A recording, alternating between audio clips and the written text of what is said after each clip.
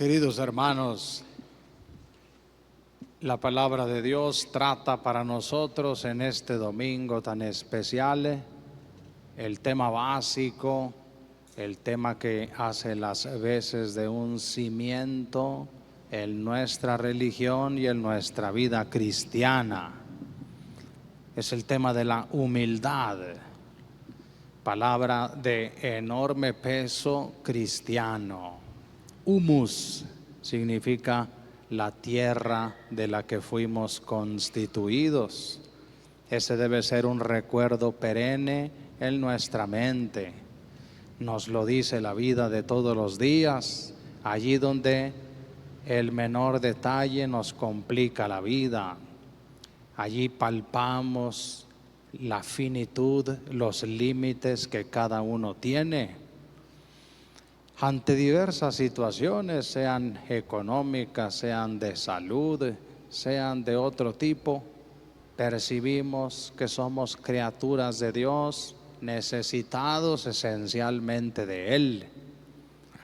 Por eso en la Edad Media Santo Tomás definía la humildad como la capacidad de reconocer nuestra condición de criaturas. Eso es ser humilde. Ser capaz de reconocerme criatura de Dios. Él es Dios, yo soy su criatura, su creación. Yo dependo continuamente de Él. Miren cómo nos lo enseña en las tres lecturas la palabra de Dios en este domingo. La primera lectura tomada del libro del Eclesiástico, el consejo de un padre a su hijo: hijo, hazte más pequeño en tanto más grande te vayas volviendo. El malvado, el orgulloso, no tiene ya remedio. El uso de esa sola palabra, orgulloso, nos remite al orgulloso del origen del mundo, al maligno, que no supo reconocer que lo que tenía se lo debía a Dios. Se separa de Dios y trata entonces de volverse su adversario y el nuestro, y de convidarnos una y otra vez a esa soberbia original, a esa autosuficiencia falsa.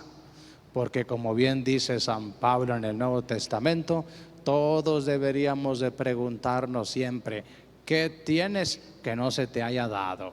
Todo se te ha dado, comenzando con la vida, y sus facultades y los dones que todos traemos son un don que se nos dio.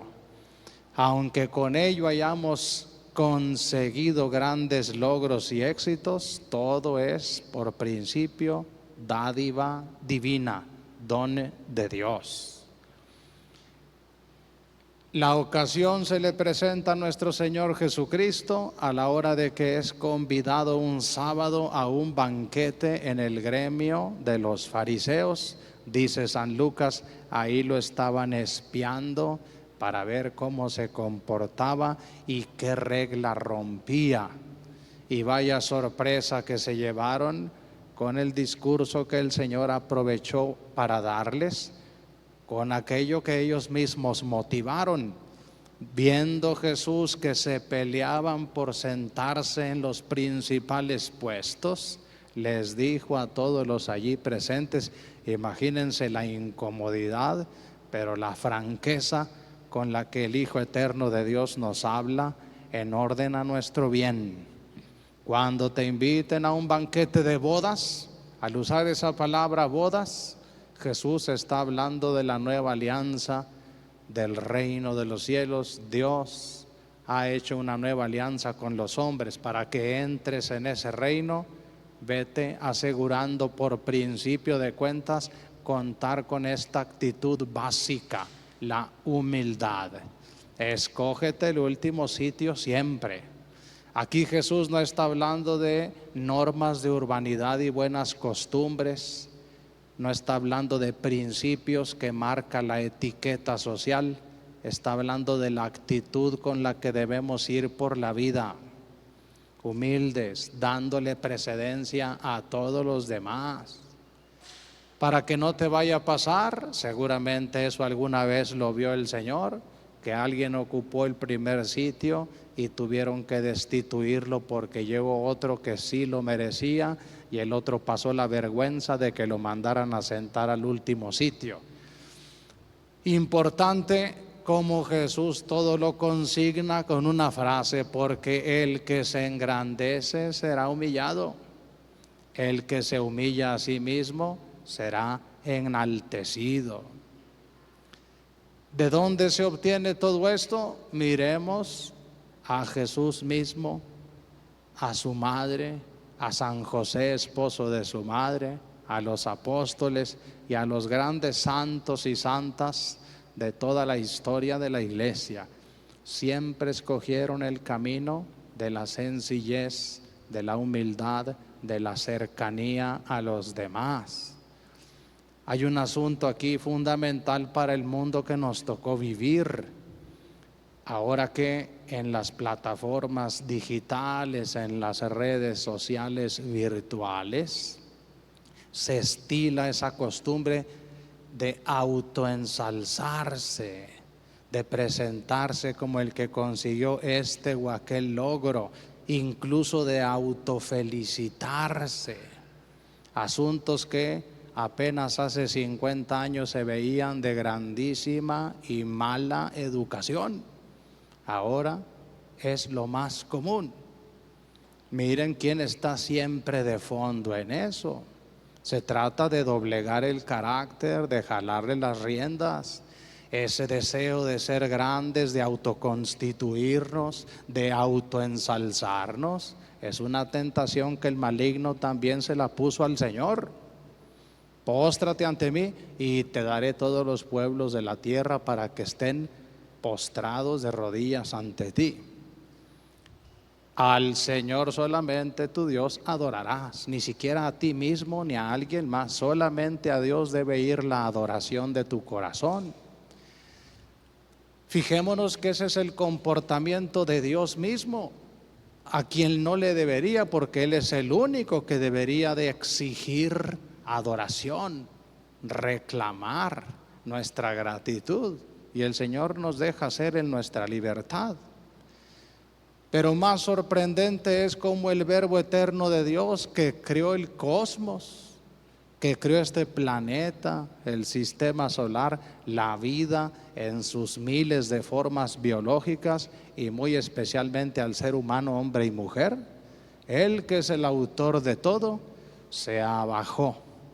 Dejó, dice la carta de San Pablo a los Filipenses, su sitio divino para bajarse, para hacerse como uno de nosotros, con tal de acercarse a nuestra vida.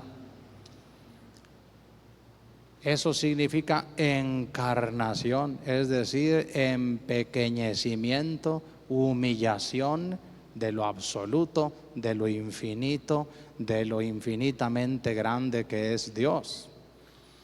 Nació en un pesebre, pasó humilde por la vida, murió en el peor de los sitios, el sitio de mayor rechazo y burla que es la cruz, pidió prestado un sepulcro, pasó por la vida humilde.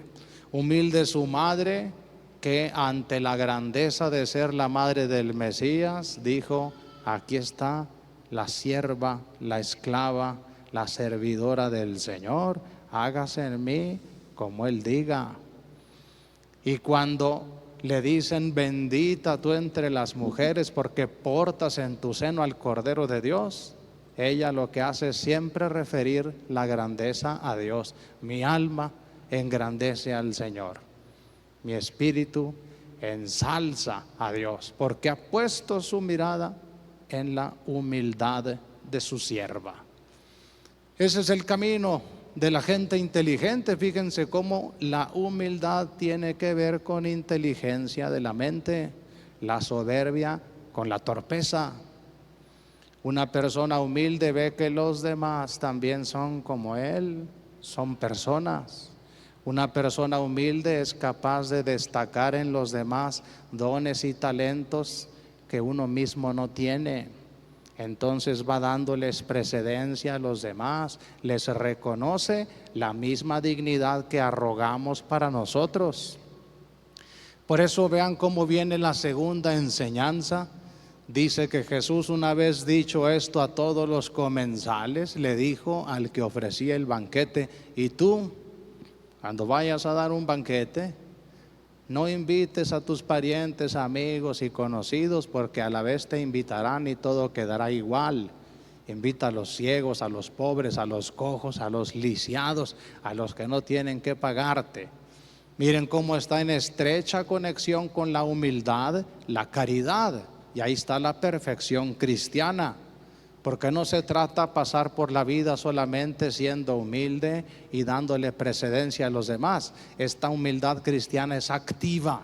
¿Y qué pasa con aquellos cada vez más en nuestra sociedad a quienes no se les reconoce su dignidad? ¿Qué pasa con aquellos que ni siquiera tienen idea de que son hijos, hijas de Dios, dignos de respeto, merecedores de bienes de la tierra como los demás? La caridad tiene esta inspiración profunda de parte de la humildad.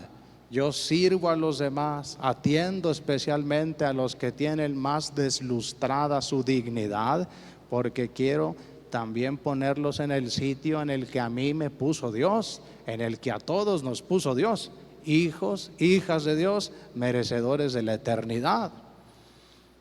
El santo cristiano sabe de su dignidad, pero no por sus méritos, eso es demoníaco. Los méritos son del Cordero de Dios que murió por nosotros y por el bautismo nos elevó a ese sitio eminente de ser hijos e hijas de Dios, hermanos, hermanas de Él, familia divina. Eso debería de hacernos caer siempre de rodillas con un gracias de corazón, en vez de levantarnos altivos creyendo que alguno de nosotros lo conquistó por propio mérito. Vean cómo se ve claramente la distinción entre la mentalidad del reino y la mentalidad del mundo. Acá todo se le refiere a Dios porque de Él todo lo bueno procede. Acá todo cree haberse conseguido por propia cuenta y se corta con Dios. Por eso dice la primera lectura: el malvado ya no tiene remedio porque está bien arraigado en su soberbia. Queridos hermanos, que mirar al Cordero humilde desde la Navidad hasta la cruz, de la cruz al sepulcro, llamarnos a todos hermanos, familia suya, que miremos a su Madre Santísima llamándose y portándose realmente como esclava del Señor, que mirando el silencio, la humildad de San José, su disposición a escuchar y hacer lo que Dios le mandaba, nos inspire a todos a rebajar esos humos que se suben por los ánimos del mundo, a buscar siempre la sencillez, eso que el Papa Francisco llamaba cercanía de unos a otros. No nos podemos acercar si nos sentimos superiores y los demás son inferiores a nosotros. Aquí todos somos dignos, merecedores de la misma dignidad, del mismo respeto, diferentes en dones, en talentos, pero dignos hijos e hijas de Dios. Que así vivamos y que así seamos ejemplo para un mundo orgulloso. Vamos a ponernos de pie.